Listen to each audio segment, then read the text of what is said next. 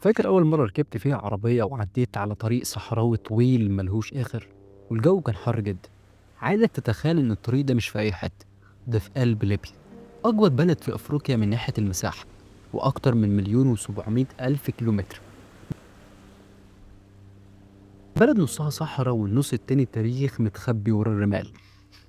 أنا فاكر أول ما وصلت طرابلس حسيت إني دخلت مدينة عايشة ما بين زمانين، مباني إيطالية قديمة من أيام الاحتلال، ووراها ناس قاعدين على قهاوي بيتكلموا باللهجة البدوية. سألت واحد منهم يا عم هي ليه ليبيا متخبية كده؟ ضحك وقال لي احنا بلد مليانة خير بس محدش واخد باله. فعلا ليبيا مش بس صحراء، دي عندها واحدة من أكبر احتياطات النفط في العالم، حوالي 48 مليار برميل مؤكد، وده مش أرقام عادية، ده بتخليها واحدة من أغنى الدول بالموارد الطبيعية في أفريقيا، غير الغاز الطبيعي اللي بيغطي جزء كبير من استهلاك أوروبا. تخيل إن في السبعينيات ليبيا كانت من أعلى الدول في إدخال الفردي في القارة، بس الأحداث السياسية اللي حصلت بعدين غيرت المسار.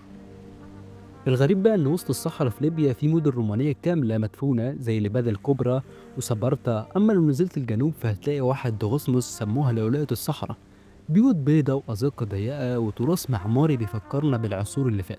في جبل اسمه الأخضر في الشرق، مكان مليان أخضر كأنه مش في ليبيا خالص. وأكتر حاجة شدتني أهل البلد اللي بيجينا عندهم كرم بدوي أصيل، لو قعدت معاهم لازم تاكل بالزيل، والأغرب إنهم لسه محافظين على تقاليدهم القديمة جدا زي اللبس والجلسات البدوية حوالين النار. فليبيا مش بلد حرب زي الناس ما بتقولك، بلد مليانة حكايات ما اتحكتش ولسه مستنية اللي يكتشفها. السؤال هنا، لو اديت نفسك فرصة تزورها هتشوفها بعين الإعلام ولا بعينك أنت؟ يا رب يكون عجبك الفيديو.